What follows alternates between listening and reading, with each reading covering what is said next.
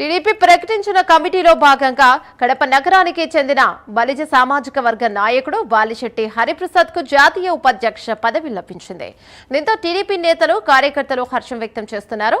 అలాగే బాలిశెట్టి హరిప్రసాద్ ను టీడీపీ నాయకులు సత్కరించారు. పార్టీని నమ్ముకున్న వారికి టీడీపీ ఎప్పుడూ అన్యాయం చేయదని హరిప్రసాద్ తెలిపారు.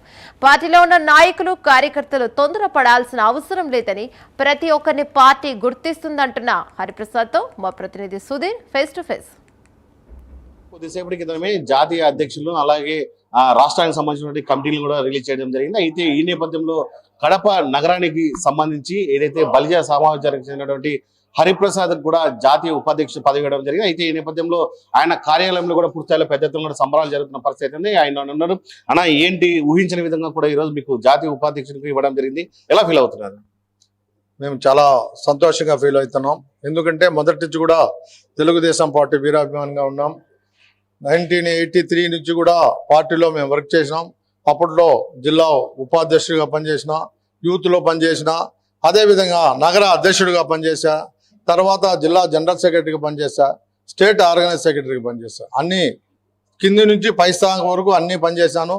ఇప్పుడు చంద్రబాబు నాయుడు గారు అయితేనేమి, లోకేష్ గారు అయితేనేమి కార్యకర్తలు గుర్తింపు ఇవ్వాలి, ఈ కులాన్ని కూడా గుర్తింపు ఇవ్వాలి అనే ఉద్దేశంతో నన్ను జాతీయ ఉపాధ్యక్షుడిగా వేయడం నిజంగా జీవితాంతం వాళ్ళకు రుణపడి ఉంటామని చెప్పి తెలియజేస్తుంది. అంటే ప్రధానంగా తెలుగుదేశం పార్టీలో ఇప్పటికైనా సీనియర్లను గుర్తించారా మనం అనుకోవచ్చు? ఖచ్చితంగా తప్పకుండా గుర్తించారు. ఎందుకంటే కొంచెము డిఫరెన్స్ ఉన్నాయి. అయినా ఇప్పుడు మనం గుర్తించిన మా అటువంటి పదవి ఇచ్చారంటే తప్పకుండా గుర్తించినట్టే. గోవర్ధన్కి ఇచ్చారు, అదేవిధంగా పూర్వంలో గతనికి ఇచ్చారు.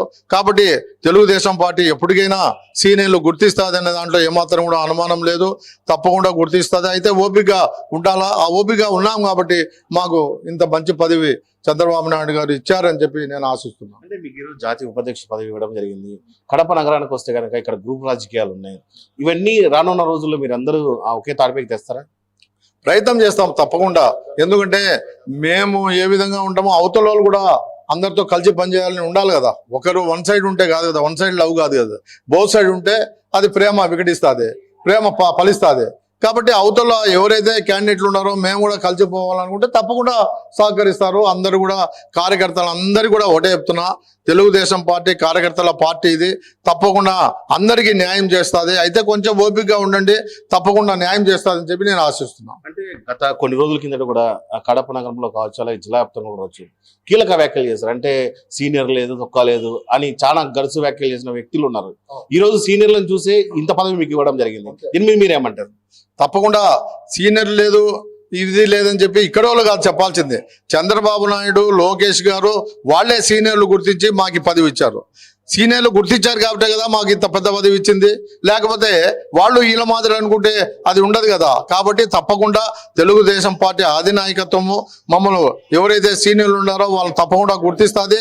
గుర్తించే మాకు ఇంత పెద్ద పదవులు ఇచ్చారని చెప్పి కూడా నేను ఆశిస్తున్నాను. అంటే మీకు ఇచ్చినటువంటి ఇంత పెద్ద పదవిని రానున్న రోజుల్లో ఎలా తీసుకెళ్తారు? ఈ పదవికి మీరు ఎటువంటి హామీ ఇవ్వబోతున్నారు?